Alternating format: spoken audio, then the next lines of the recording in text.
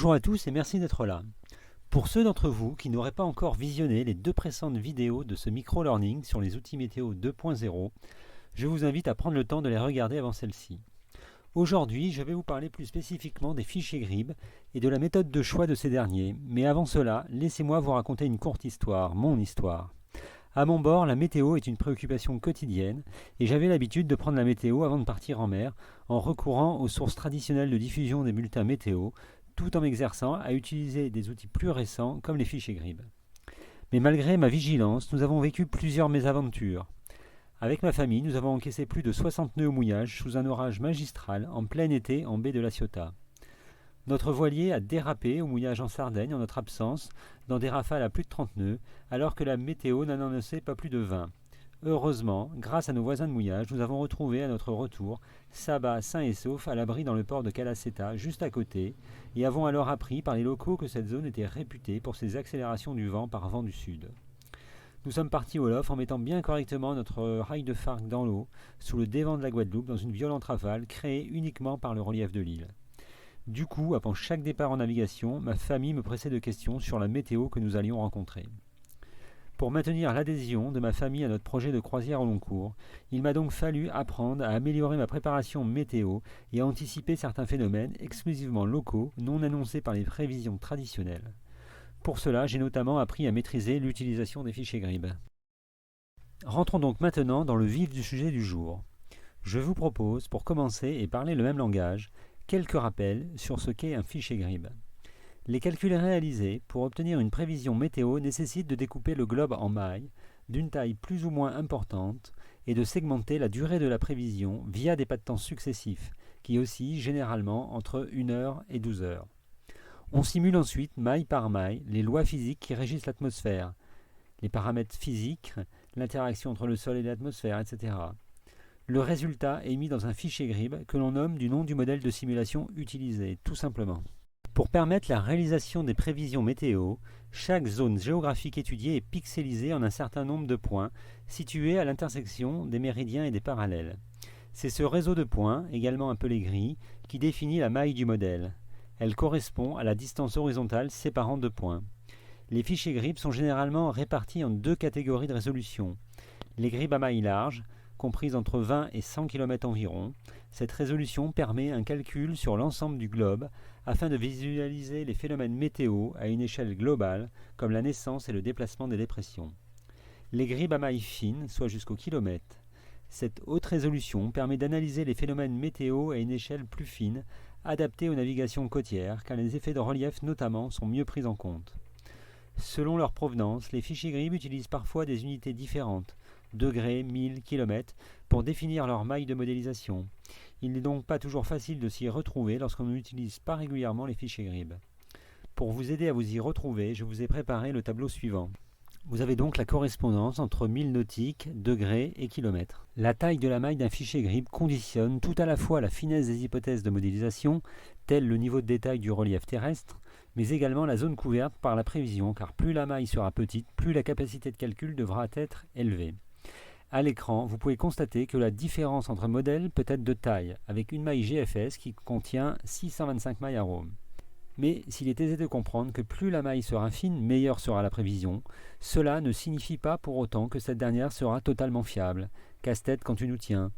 Je vous ai en effet parlé dans la vidéo précédente des effets locaux existants, relief, nuages et grains, brise thermique, qui peuvent réserver quelques surprises par rapport à une prévision. Passons maintenant en revue les principaux modèles globaux à maille large. Leurs caractéristiques principales sont une couverture mondiale sans exception, une prévision à long terme allant généralement de 10 à 16 jours, avec une précision au niveau du pas de temps d'1 heure au cours des 3 premiers jours, puis s'espaçant à 3 ou à 6 heures.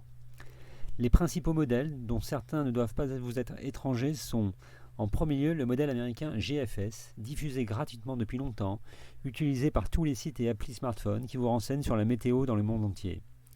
Le modèle européen dénommé ECMWF ou CEP en français.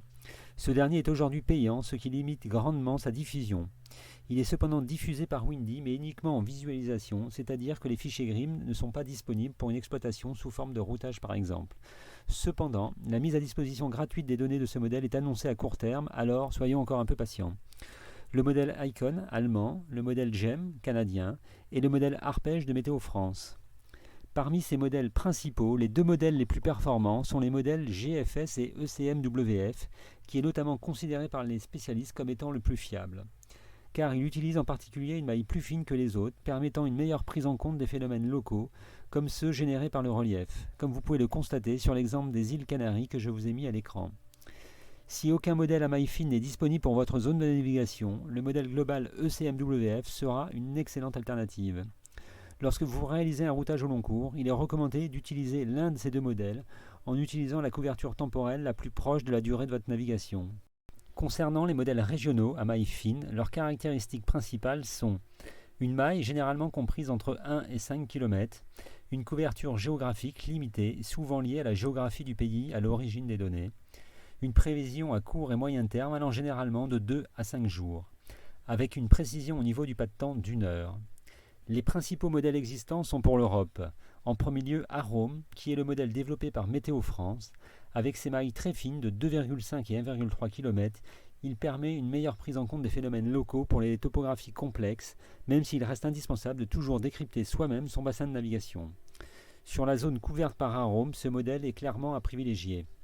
On trouve ensuite les modèles Arpège et Icon, ainsi que le projet OpenSkiron qui crée des prévisions météorologiques GRIB en utilisant la dernière version du modèle WRF. Diffusé librement par le NOAA, ce projet permet à de nombreux organismes privés de fournir des prévisions en haute résolution. Les prévisions météorologiques produites par OpenSkiron sont disponibles en deux résolutions, 12 km pour les zones plus grandes et 4 km pour des zones plus restreintes. Elles sont de plus en plus diffusées et les retours des usagers sont pour le moment globalement bons. Ces prévisions constituent donc désormais un modèle fin de base, notamment pour la Méditerranée. Pour la zone Antilles, le modèle Arome en maille 2,5 km est aujourd'hui reconnu comme le meilleur modèle disponible.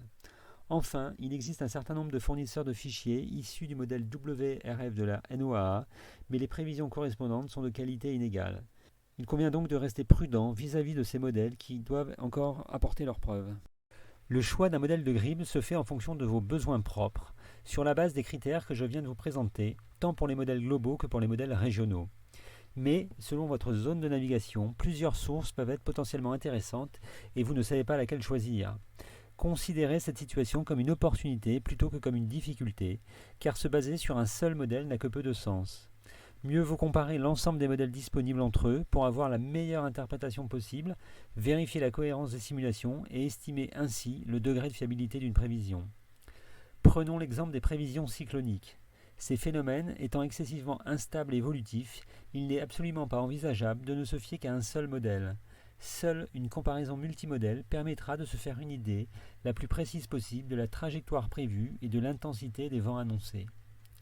Pour réaliser cette comparaison multimodèle, vous avez la possibilité d'utiliser vos outils habituels de visualisation des fichiers GRIB ou de routage, mais également l'appli Windy, qui propose une comparaison de nombreux modèles très visuels et donc facilement interprétables. Je ne peux que vous conseiller de vous entraîner avec Windy au niveau de votre bassin de navigation pour apprécier la fiabilité des différents modèles disponibles. La comparaison multimodèle facilite la prise de décision car elle permet de confirmer une tendance, d'évaluer une incertitude ou d'estimer le degré de fiabilité d'une prévision. Si les outils météo 2.0 vous intéressent, que vous souhaitez aller plus loin sur cette question des fichiers GRIB, mais également découvrir d'autres outils fiables et accessibles à tous, sachez que j'ouvre à nouveau très prochainement les inscriptions à ma formation Météo Pratique, qui vous permettra d'apprendre en seulement 5 semaines à fiabiliser vos prévisions météo et à adapter vos navigations. Météo Pratique est une formation 100% en ligne, pragmatique, utilisant les outils numériques modernes nécessaires pour devenir rapidement opérationnel lors de la préparation météo de ces navigations. Elle est composée de vidéos, de tutoriels, de cas pratiques, d'exercices pour comprendre, prévoir et anticiper les conditions météo de votre bassin de navigation. Cette formation vidéo s'articule en 7 modules. Le module 0, prérequis et définition, qui est une introduction à la formation et un rappel pour parler le même langage et partir du bon pied dans la formation. Le module 1, connaître votre bassin de navigation, qui vous permettra de comprendre, prévoir et anticiper les phénomènes météo locaux, tels que l'influence du relief ou des nuages sur le vent, du fond et de la côte sur les vagues et le courant, pour ne pas être pris par surprise. Le module 2, quel fichier GRIB utiliser, qui vous permettra de connaître les différents modèles, sources et paramètres des fichiers GRIB pour apprécier leur pertinence et les utiliser à bon escient. Module 3, ces applis météo gratuites qui décoiffent. Pour découvrir quelques applis météo ergonomiques et gratuites, et surtout apprendre à exploiter leur plein potentiel pour fiabiliser vos prévisions. Le module 4, à vous de jouer, pour expérimenter 3 cas pratiques pour vous entraîner.